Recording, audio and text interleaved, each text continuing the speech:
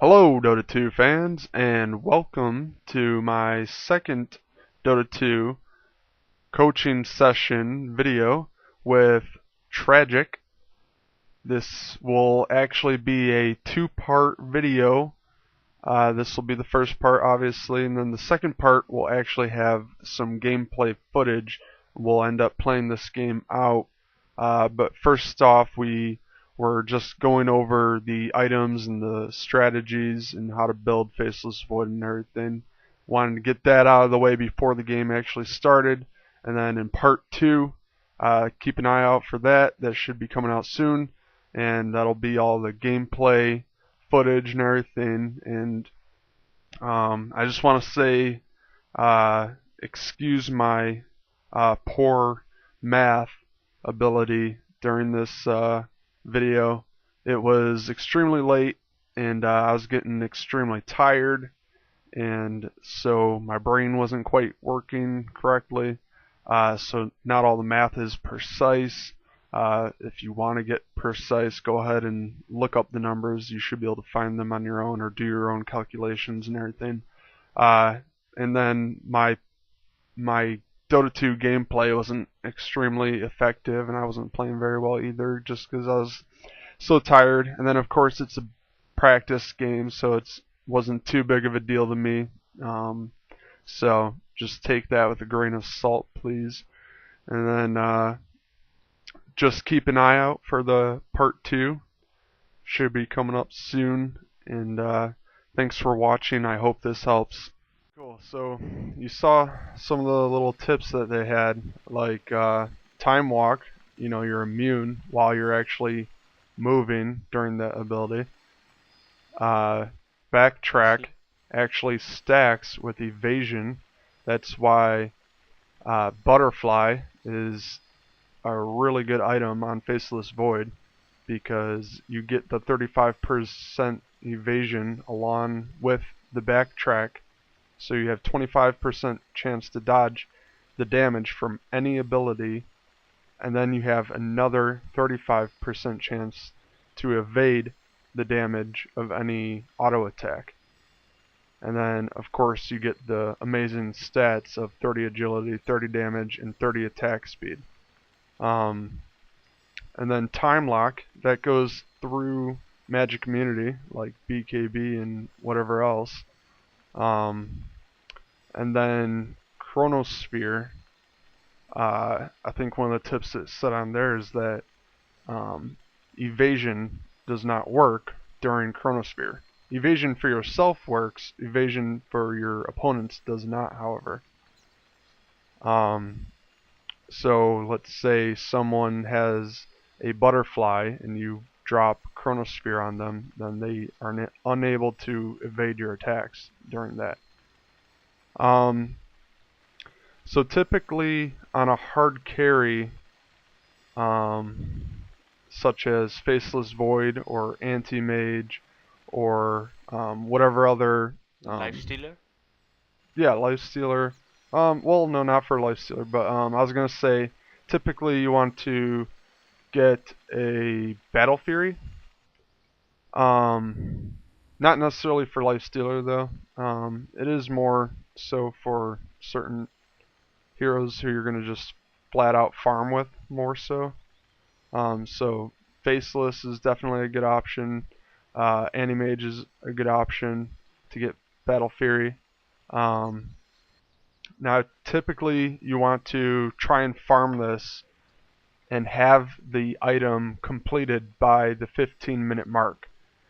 That's pretty hard to do, but with practice, and if you have a good support in your lane, then you should be able to do it.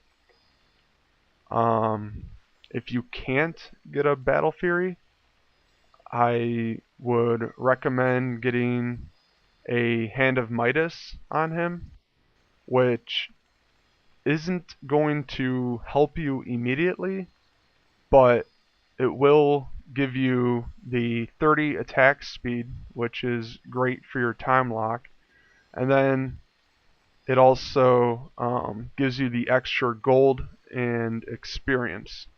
So if you're really hurting on gold, typically what you want to do is go to one of the creep camps with the smaller creeps in the jungle and activate it on one of those, and that'll give you a little more gold for your money. But if you're lacking experience and you want to catch up in levels, then use it on one of the bigger creeps. Use it on one of the bigger creeps in the jungle, and that will give you more experience. Also, for a hard carry, typically you want to start with a stout shield if you're a melee carry. If you're a melee carry like Faceless, Void, or Animage, you want to start out with a stout shield, and then maybe some iron branches, a tango, a salve.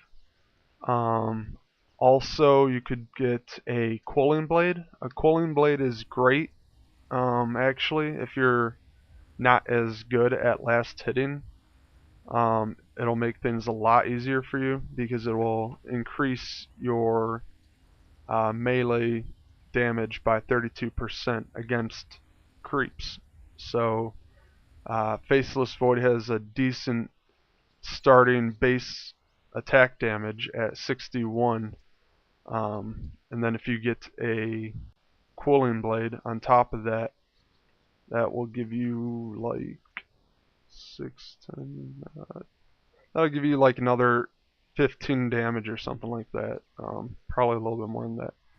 I see. So it's pretty good for helping you out with the last hits. Once you get like really good and you have that really good support to help you out too, then you shouldn't necessarily need a cooling blade unless you just want to use it to eat through trees, which can be helpful at times. But overall, it's a pretty good buy. So you can get like a stout shield, cooling blade, and a tango, and then hopefully you have a good enough support to actually be able to help you out, and hopefully give you some extra regen if you need it. So these items are recommended for all melee carries: stout shield, a quelling blade, a salve, and a tango. Yeah, pretty much. Okay. Yeah, it can be really tough in pub games to play a hard carry. I typically don't do it very often myself, just because if you're in a pub, you're not guaranteed to have someone who can support you, and that makes things a lot harder. Hard carries just straight up require a lot of farm and XP, and if you're not being supported correctly, then it's going to be almost impossible to get that farm and XP. However, to make it a little bit easier on yourself, you can, like I said, get that cooling blade. That'll make it easier to get last hits. The stout shield is great, and then you can turn that into a poor man's shield pretty quickly. For another 300 gold, you can get a poor man's shield then, and that'll block a lot of damage and give you a lot more survivability. If you find yourself going into that mid game and you don't have that battle fury, then it's typically good to pick up a Vanguard, so that'll give you more survivability. Typically, you want to rush a ring of health on a hard carry, like as soon as possible. A ring of health will then either be turned into your battle fury or a Vanguard. So if you get the ring of health and then you find yourself falling behind, pick up the Vanguard. But if you are actually getting close to enough gold to get a Battle Fury by the 15-minute mark, then go ahead and pick up the Battle Fury and skip the Vanguard. So again, like I was saying, if you're having a hard time, get the Vanguard and then pick up a Hand of Midas, and the Hand of Midas will help you catch up to the rest of the team, because the Hand of Midas will give you the extra gold and experience every 100 seconds. Just make sure you're using it as soon as it comes off cooldown in order to maximize it. And then after you get a Battle Fury, or if you skip the Battle Fury, then you want to build towards a Mantis style. And Mantis style Is Mantis style is really good on faceless? I've never seen anyone take it on faceless. it's very good. It is one of the best items for an agility carry.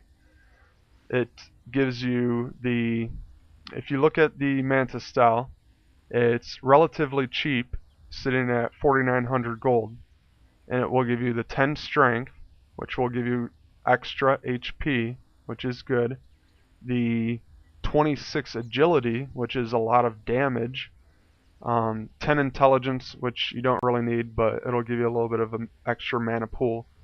15 attack speed, which is really good, and then 10% movement speed, which is also really good on a carry because, especially a melee carry, because you have to run and catch up and keep up with your opponents in order to auto attack them. If they're running away from you and they're faster than you, well then a lot of times it's a lot harder to kill them because they're going to get away. And the only way you're going to be able to catch up is with your time walk. Um, but I'm then not supposed to also, get Mask of Madness. Mask of Madness is not something you want to get usually because, again, against anybody who knows what they're doing, they're gonna focus you as soon as they see you pop that Mask of Madness, and you're gonna die like super super fast. If you look at Mask of Madness, it costs 1,900 gold, and that's terrible, terrible value for what you're putting into it. You spend 900 gold for the life steal, which is 15%, and that's not going to give you a whole lot of HP back. If that's like one of the only items you have, that's not going to give you much HP back at all. So it's got a total of 17% life steal, and that's not going to help you. And so a lot of people want to get the Mask of Madness, of course, for the 100 attack speed that you get from it. But it gives you 25% movement speed too, which is pretty good. But when you take 30% extra damage from every single source of damage, if every enemy on the other team is attacking you, you're going to be taking mass amounts of damage and die super fast. So then your only hope if you have Mask of Madness is to have a team with a crap load of CC. And you have to get your perfect Chronosphere off on every single enemy and not on a single ally. Because otherwise, that Chronosphere is only going to last 4 seconds, and Mask of Madness is going to last for 12 seconds. So you're going to be taking 30% extra damage then for uh, whatever, the 8 seconds, I guess. 8 seconds after your Chronosphere wears off. Your Mask of Madness is still going to be going. You're going to be taking 30% extra damage for 8 seconds. And that's huge. You're going to drop really fast. And Faceless Void is not the tankiest hero early game unless you get really lucky and get a whole bunch of backtracks. So typically you want to skip the Mask of Madness. There are some few exceptions. Like I said, if your team has a lot of CC, then you might be able to pick it up. Or if you know that the other team is extremely bad and you can stomp them either way, regardless of what you pick up, well then it's not going to matter whether you have a Mask of Madness or not. They're just that bad. But typically, you don't want the Mask of Madness. I see. The boots, the power treads, of course, are extremely good to have on them because that'll give you the 25 attack speed, the movement speed, of course, and then the 8 selected attribute. So if you put that, if you select the agility feature with the power treads, then you'll get 8 extra agility, which will also give you 8 extra attack speed. So technically with the power treads, you can get the 25 plus 8 for 32 extra or 33 extra attack speed.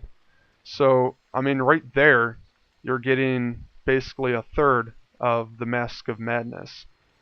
So, really, you don't need the Mask of Madness. Once you build up these other items, you'll get the attack speed that you need.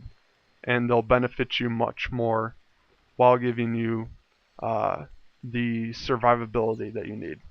So, again, back to How the. about I'm sorry? what about the Vladimir? Is it good? It gives you lifesteal though. Vladimir, is it good on faceless? Again, Vladimir is another one of those situational items. If you have a lot of melee heroes on your team that can benefit from the lifesteal as well, then that might be a good pickup. Vladimir's offering is typically more of a support item. That's why it's under the support um, branch or whatever you want to call it, under the item selection. And that will give you it's not terrible. It will give you the bonus aura 5 armor, which is really good for your whole team. But again, you don't necessarily need that lifesteal. The lifesteal on Faceless Void isn't necessarily going to be worth it when you can use that 2,000 gold to get something else like the butterfly or the mantis style. The mantis style and the butterfly should be your core items on Faceless Void. Those are the items you want to work towards. And once you have um, the Vanguard or the Battle Fury, you immediately want to work towards that mantis style. And then once you have that, get your butterfly. Work towards the butterfly. Because, again, the butterfly will stack with your backtrack, so that will give you massive survivability. You'll have the 25% chance to dodge any damage, and then you'll also have the 35% chance to evade any damage from auto attacks, which is huge. And then it also, of course, gives you the huge amount of bonus stats. So it'll give you the 30 agility, which gives you 30 extra damage, 30 30 attack speed, and then however much that converts into armor, because agility also gives you armor. And armor is one of the best late game stats because most of the damage late game is coming from physical damage. And so you get a ton of armor from that item, as well as Mantis style. That'll give you a lot of armor too. And then also the evasion. So basically any physical carry against Faceless Void is going to be almost useless unless they're just way ahead of you somehow. So that's why a lot of times you'll hear people say that Faceless Void is actually one of the best late game carries because of his backtrack, which allows him to dodge 25% of all damage, and then also the time lock, which gives him a 25% chance to stun for 1 second, and it goes through magic immunity, and of course the chronosphere, which can lock the entire enemy team for 5 seconds, giving you a chance to pretty much kill everyone before that even comes off. So the Vladimir's offering is situational. If you have a lot of melee heroes on your team, or if you want to buy it to help out the rest of your team. So for instance, if you're actually doing really well and the rest of your team is not doing so well, you can pick up that Vladimir's offering to sort of help them out, because that'll give them the bonus 5 armor That'll give everyone on your team who's standing around you 5 armor, which is great mid to late game because of course any auto attack damage will be reduced. And then the lifesteal, which can be used on any other melee heroes on your team. But So other than that, when you summarize it, starting items come Quelling mhm, Blade, Stout Shield, a Tango, and the Salve. No clarity potions. mhm, My core items are Power Treads, Butterfly, Manta Style, and Battle Fury, right? yes. Again, you want to try and get that Battle Fury by 15 minutes, and if it doesn't look like we're going to be able to do that, then build a Vanguard instead. Vanguard. And from there, once you have the Vanguard, pick up your Power Treads, of course, if you don't have those already, and then work towards you can either start right away working towards your Manta style, or you can work towards the Hand of Midas if you plan on farming a lot. So again, that'll come down towards whether or not your enemy is pushing heavily. If the enemy is pushing heavily and you don't necessarily have enough time to farm, then skip the Battle Fury, skip the Hand of Midas, and just try to build your Mantis style as soon as possible. Start building up that Yasha, and then try saving up for the Ultimate Orb, and then finish your Mantis style. And if the enemy team is not pushing, and they're not in a hurry to end the game or anything, and they're giving you time and space to farm, that's when you can go ahead and finish the Hand of Midas, and then that'll help you farm up more and get to your Mantis style faster and get to your Butterfly faster. So the Mantis style is also great. I don't know if we talked about this, but of course the active gives you 2 illusions of your hero, and they deal 33% of your damage, and they take the damage uh, from your base stats, so from your agility. If you have an item like a Desolator or a Chrysalis or whatever, which just adds bonus straight up damage, so like the Chrysalis adds plus 35 damage, your illusions do not get the damage from that, but they do get the chance to crit from the Chrysalis. So the Chrysalis and the Desolator, or the Daedalus, I'm sorry, the Daedalus can actually be a pretty good final item on Faceless Void, because once you have the Mantis style and the Butterfly, then all of a sudden all your illusions are going to be critting for massive damage, because the illusions will get the bonus damage from the agility of the Mantis style. And also, when you activate the Mantis style, you will be kind of immune for like a small amount of time. No, they don't cleave damage from Battle Fury. Mantis style illusions, and basically any illusion in general, um, it gets I think there's 2 effects that the illusions actually take over. So if you've ever looked at an ability or an item that says this is a what's the word?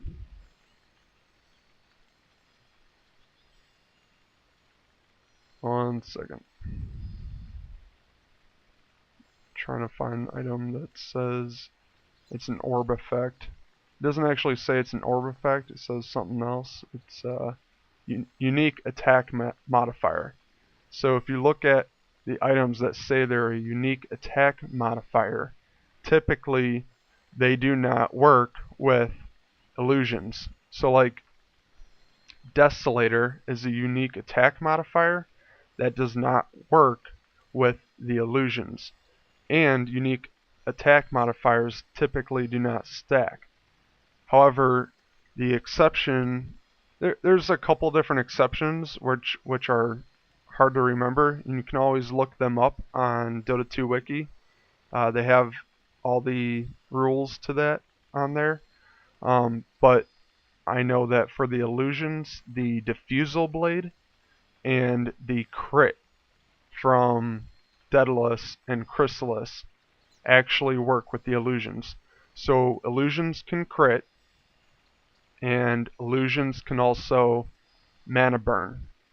So you know how the Diffusal Blade has a passive feedback, and your attacks burn 20 to 36 mana and deal the same amount as damage.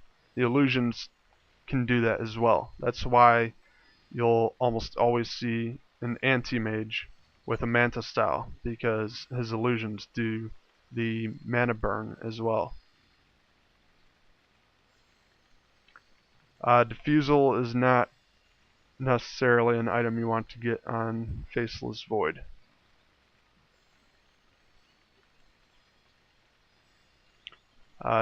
Diffusal is definitely a situational item. It can work on certain heroes. The thing with Faceless Void is that he's a hard carry, like one of the hardest carries. So you don't want to waste your time going for some of these kind of pitiful items such as Diffusal Blade or Mask of Madness, because when you compare those to the stronger items such as Mantis Style and Butterfly, you're going to be getting so much more for your money with those two items than you will ever get with a Diffusal Blade or a Mask of Madness or even a Vladimir's.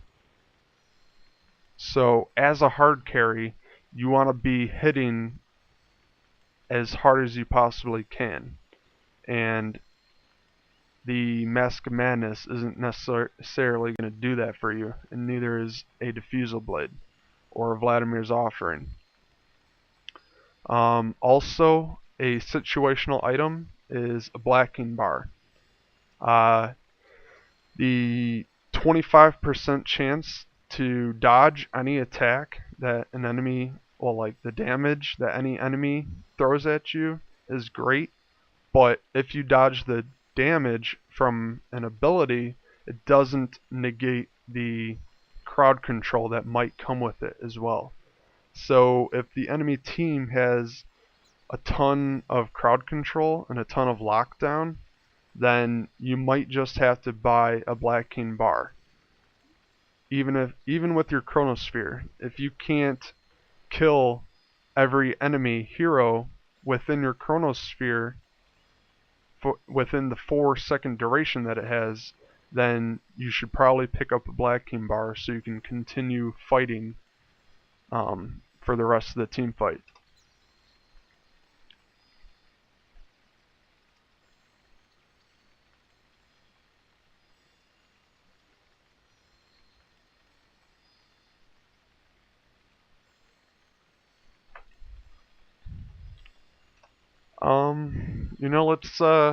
Let's talk about that later. How about? And I think I pretty much covered everything, or at least the basics on Faceless Void. Yep. Real quick, let me talk about the skill build on Faceless Void actually. Um, Again, depending on how your lane is going and how good of a support you have with you, typically if I'm having a hard time or if my support just isn't very good, I'll max out my backtrack first, and that will give me even better survivability. But if I'm in a lane and the enemy has two heroes with really good crowd control and they're trying to lock me down, then I'll pick up Time Walk and max that out as soon as possible. That way, as soon as their crowd control wears out on me, I can, boom, shoot back to the tower or just straight up get away from them as soon as possible with Time Walk. Because if you max out Time Walk, it will increase the range and decrease the cooldown, which is really important. So if the enemy team has a lot of CC, it's good to max that out first. If they're harassing you a lot, max out the backtrack first. And if you're not having trouble at all in your lane, then go ahead and max out the time lock. A lot of times I'll just max out time lock or time walk and backtrack, and I'll completely skip time lock because that's more of a late game ability, mid to late game ability, so you don't necessarily need it right away. You can always put one point into it though, of course, to get yourself that 10% chance to get a 1 second stun, which of course can be used to interrupt TPs or anything like that. So it's okay to get 1 point into it. Typically you don't want to max it out first though. And then your ultimate, of course, you want to put 1 point into it every chance you get. Alright, so let's actually play out this bot game here. And I just want to see a little bit of your play style, see how you farm. I'm going to go ahead and lane with you. We're going to take the bottom lane, and I'm going to do my best to support you. And hopefully the bot will actually move to a different lane, and we'll try it out and see how it works. So go ahead and pick up a stout shield and a Quillian blade, and then a tango. And it looks like we have a courier and somebody got I the have no wards money already. for salve though. I have no The salve, tango's. by the way. Oh wait, what? Oh no, the tangos are always better. That doesn't have a chance of being interrupted like the salve does. The salve can be interrupted and then you completely waste your heal potential. So,